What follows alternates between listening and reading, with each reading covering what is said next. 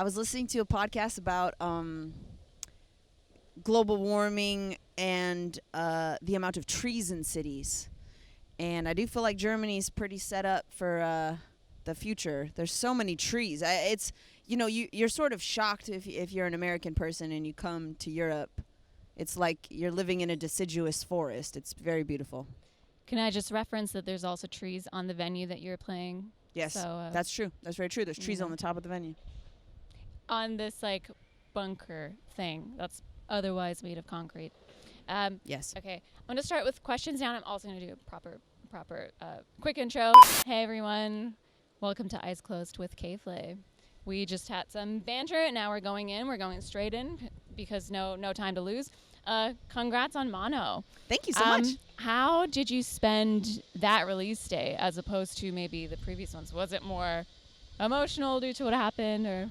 It was a very busy day. We did an in-store performance at a pretty legendary record shop in Los Angeles called Amoeba Records. So we played some songs for the first time, and then I threw a very awesome, and I only say that because I got a lot of feedback that it was awesome, threw a very awesome party for all my collaborators and friends and just people who've supported along the way, just like for the gang to celebrate, because I think it's one of the things that sometimes you can take for granted in this industry, especially once you've been doing it for a while, is finishing a record and putting it out, which is like a small miracle. So, and especially given the circumstances of this record, it felt like a moment to celebrate. So we had tooth gems. I did a custom printed T-shirts. We had fire eating, razor eating, projections, cookies. We had desserts. We had drinks. Did you have cereal? Did you have Cheerios? No Cheerios, but I ate Cheerios after. That's true. Nice. Yeah. Nice. Well, that sounds like a rager. That sounds like a pretty good time. I wish I could have been there. I wish I'd been invited. Sorry. The next question: why did in Yes I'm Serious? Why did Germany get the toilet line? I'm sitting on a toilet in Germany. Well, I have spent a lot of time in bathrooms in locations all over this world. Germany rhymes with a lot of words. In particular, the word uncertainty, which is what I wanted to kind of go for next. I don't know. I just, when I write lyrics, I kind of just freestyle, and then I see where that takes me. So that's was the first place that came to mind. That speaks. I love Germany. I think I said it by virtue of the fact that I've spent a lot of time in Germany. So I've been on a lot of toilets in Germany. Okay, so we won't take it personally. Oh my God, I think it's an honor. Okay. Well, you said it, so. I think it's very special. Noted. Okay, and that's on the record. That's on the record. Toilets in Germany are awesome. It's such an honor. It's a good time. I think it's an honor. I could have said any country, but I said Germany. You did. Okay, great. I'm sitting on a toilet in Singapore. Come on. Doesn't have the same, That's true. That's also a 3-syllable. That's true. Germany really adds the spice to that one. Cool. Okay. I thought in America was, for me, that's kind of like the standout vibe. You performed yesterday too. Is that going to be kind of like next single? I don't know. We're gonna sort of see what people react to. I mean, the exciting thing about putting a record out is that now you have a lot of data points about what people are connecting with. So I love that song. I think for me, it's also a standout song in that it really encapsulates a feeling that I think all of us have, which is to say an ambivalence about our hometown. I've never met a person who has an uncomplicated opinion of where they're from. I would venture to say that if you ask anyone how they feel about their hometown, prepare for a 30-minute story. I think there's beautiful things about where we grow up. Obviously, it shapes us in certain ways, but there's hypocrisy and contradiction built into everything. And I think in different ways we all feel like insiders and outsiders, and that's what I think. I don't know. Maybe I'm wrong. That's interesting. I I feel that often like people talk shit on their hometown and like where they come from, but then they always kind of end up there. You know, they like travel the world and then they're like, oh, actually, yeah, it's pretty sweet there to begin with. So why not buy a house and, you know, settle down there? I kind of observed that. Yeah. Also, just speaking to the lyric, no one does it quite like us in blank. You know, that is a way of being in the world that you have been socialized within. And so there's going to be a draw. You know, I think even just for like the genetic sake of a population, certain people have to go and certain people have to stay, in the sense of like, how do you build and maintain community? That's people who stay. And then how do you make sure like the genetic pool is diverse and varied? Like, I'm talking like ancient humans. Yeah. Like, people need to leave. So both are okay. So, Punisher, what are some ways in which you punish yourself?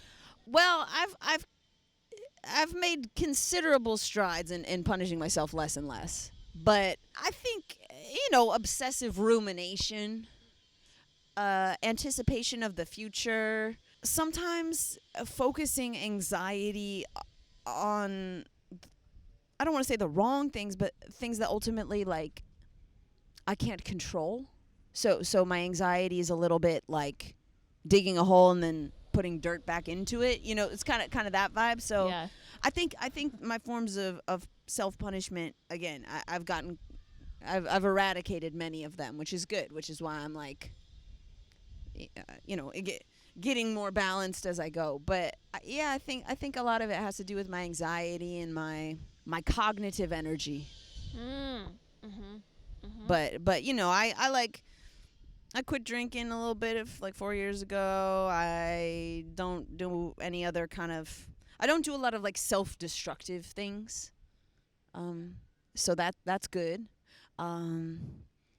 And I try, you know, I put a lot of time and energy into my relationships and my community and stuff, and that really helps. I find that like even when I have some of those urges to cognitively punish myself, the community helps to mitigate that. So that's important. Community is very important. And by the way, you can have community inside of here. Like, I think you can have community of one. I don't think you need like a massive friend group. I think we all feel like we contain multitudes. So fine. That's your community. It's part of your community. Dude, now you're talking. Now you're like getting into the deep shit that that I'm, you know, I'm dealing with and coming to terms with as well. And maybe moving on to can we talk about the elephant in the room? Is that sure? Is that okay? Which is your right here? Yeah. Oh, that's not even an elephant. That's a little mouse. Okay. Did you go through the 5 stages of grief in a way? Like, have you fully and completely come to terms with it? I don't want to say I didn't go through those stages. I've had all those different types of feelings. I think I was able to come to terms with the loss of, you know, this ear actually pretty quickly. I joked to my manager that it's a good thing I've been like reading all these Buddhist books the last 5 years, because you know, it's a reminder in a lot of that philosophy and those teachings that when you're experiencing pain, it doesn't even mean something is wrong. It just means you're alive. It isn't inherently bad with a capital B. It may not feel good, but it in and of itself isn't the enemy. The enemy is avoiding pain, because that's when you start doing like craziness. That's when you start to like have real suffering, real misery. So it's like, I think, you know, it took me a couple days because I was very, you know, you're familiar with this. I was very sick and throwing up and all this craziness. But once I started to get back on my feet, and, you know, I'm just at like doctor's appointment after doctor's appointment, getting bad news, and also I can't hear. I was like, yeah, this seems like it's gonna be the new state of affairs. And you know, I was really you talking about coming to terms with like a change or an illness or a disability. I think for me it was really helpful that right from the start, partially just because I sort of have a, you know, a public facing job, I was just really open about what was happening, and so I didn't even have a chance to hide it or feel ashamed. You know, I just so that was very helpful in terms of acceptance and coming to a place of like equanimity about it. I mean, and like I've talked about this before, but my biological dad died when I was 14, and that was 20 years ago. And there are still some days, like it was his birthday the other day, I was like, I shed a couple tears. That happened 20 years ago. You know what I mean? I'm still sad about it. So like there are times when, we after a show, because I have really bad ringing and all this craziness in the ear that doesn't hear now, and so it's worse when it's noisy. And so being on tour is hard. It's noisy everywhere, and the show's loud, and so there are times when my ear's like screaming, and I get sad. That I get sad that it's like that. So I shed a few tears, or I go into a quiet place, or I call a friend, and then that passes, and keep going. But I think it is important. I think sometimes people have a notion that acceptance means that you have somehow like gotten over the loss. And I think, in my mind, true acceptance means integrating the loss into your life in a natural way. So, all the people that have died in my life are still here with me. And my ear, in that way, is kind of also still with me. It's like, yes, I'm on tour. I played a great show. And this craziness, I can't hear, and the shit's loud as fuck, and like it's insane, and I'm dizzy. And my nephew just like started building with Legos imagination style, like now he's like building freeform and exercising his creativity. And my other friend just put out a record, and my other friend's parent just died, and you know what I mean? Like, that's just, it's everything. I wish I could be that person that like sees that and is chill with it. That's kind of where I think you can. That's where I'm seeing myself. I think everyone can. It can be hard. I think so too. I just have to find out how to do it. Well, I think starting to ask the question, my mentor in life. I think starting to ask the question is the first step. Like, how do I do that? Yeah. Yesterday I talked to grandson. You recently dressed up as him, and I did. You looked fucking fabulous. Thank you. What's another artist that you would like to dress up as that has like a cool look? What would you pull off? Wow, that's a great really question. Well? I had never done anything like that before, and it's actually my first time, I guess, being in drag. And my girlfriend was at the show too, and we were all like, everyone was and Jordan's girlfriend was also there, who's one of my good friends, and we were all like, what's happening right now? Why is that? Who dis? Yeah. Who would I want to dress up as? I don't know, someone with an iconic look or something. I'm trying to think. Or maybe don't tell us. Santa Claus? Oh yeah, okay. There you go. That's a solid. Never did that. That's kind of a classic. That is a classic. But not like sexy. Like not that. Not, hell no. No, like belly, everything. Yeah. Beard, the whole thing. Halloween and the patriarchy. Should we go? Yeah. Okay. Interesting, huh? Okay. Some Think about that. Put that in your pipe and smoke it. Some ideas. We can do some brainstorming after this, maybe. Okay. Halloween is coming up. Okay. Okay. Then last question. A lot of people probably know about Kilimanjaro and stuff. What? That I climbed it. Yeah. That I went to the top. That you casually I vomited on the top. Mm-hmm. I mean, you've got to adjust to that's another thing that you have to altitude. Adjust to. Do you have something like an adventure list or a bucket list or something? Like, what was that part of, and what is your next adventure? It wasn't part of a bucket list or an adventure list. I just kind of had written it down as like something I would maybe like to do. I had never been to Africa. I could, if I wanted to, have no shows last August. So I was like, I told my manager ahead of time, I was like, August is blocked off. I'm going to go do this. My friend did it with me. It was more of a challenge and an exercise in pursuing discomfort, Ooh. Mm-hmm. Because it was very uncomfortable. I mean, anyone who's done it or climbed a very tall mountain will know that it's not a comfortable thing. I mean, you're climb aside, you're camping for 7 days, and it's windy and cold, and you can't take a shower, etc. Yeah. So it's like that's kind of uncomfortable. And then just being at high altitudes, it's funny because my friend Sam, who climbed it with me, he and I were like laughing, even though I was really sick, and just like throwing up relentlessly. we were laughing because it was such a human enterprise, like in both the sweet and endearing ways and the moronic ways.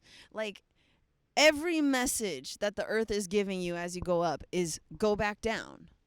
You know, at some point, like, grass stops growing. There's no trees. No birds fly. Like, there is no life. Like, life is not meant to exist there. It looks like the surface of Mars.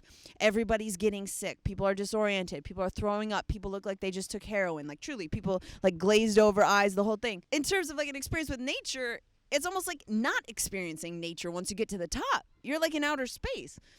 On the way down, of course, it's like rainforest, beautiful. I mean, like it was a beautiful experience, but it felt quintessentially human in like the folly and curiosity of being a human on planet Earth.